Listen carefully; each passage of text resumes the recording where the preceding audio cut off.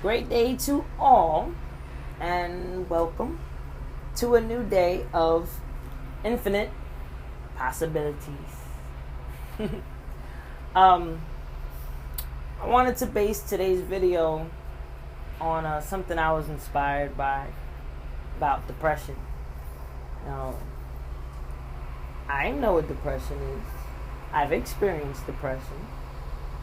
And I read about depression and studied about it and things of that nature. But still, it's interesting that when people categorize something as an illness, automatically they feel like it's something that needs to be cured from the outside.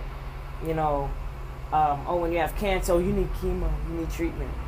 Or if you have diabetes, you need insulin, you need this. Or, that's like, sorry to say, it's a Western mindset. It's things that have been created over here.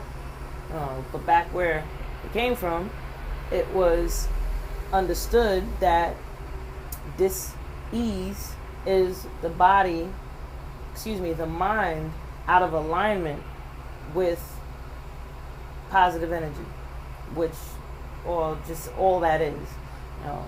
People call that thing that I'm mentioning God. But, for the sake of word semantics, I'll say all that is. So depression is a state of mind. Some people I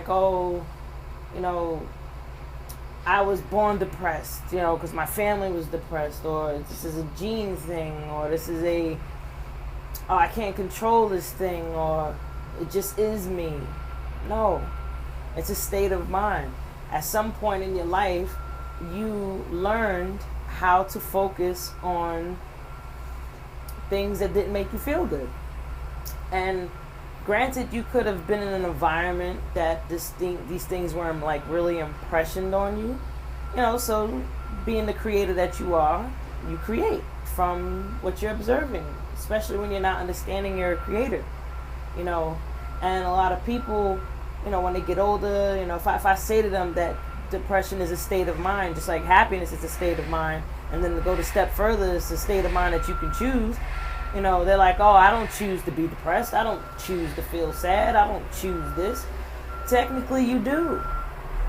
You choose to think of the thoughts that you think of. You choose to have the thought processes you have. Like, whether you're aware of it or not, the thought process that you have throughout the day, at the moment that you're about to think a thought, you validate whether you should think that thought or not. Like a split millisecond before you think that thought, you chose to think it.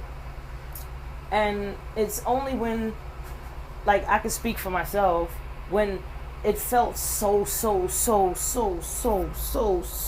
bad that I really wanted to feel so good.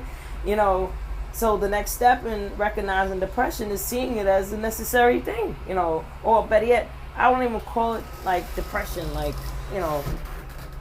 it's an illness or something. I'll just say it's a state of mind, and if I'm existing in that state of mind, it's because I know I'm thinking about things that make me unhappy. I'm viewing the situation and finding every single last part of it that I don't like, whether I'm looking at myself, someone, a circumstance, the past, the future, whatever it is. If I'm looking at that thing and observing the things about it that I don't like, it gets me upset and it makes me depressed, and then it'll ultimately get down to that root thing that a lot of us are planted with, is this feeling of unworthiness and powerlessness and all these things.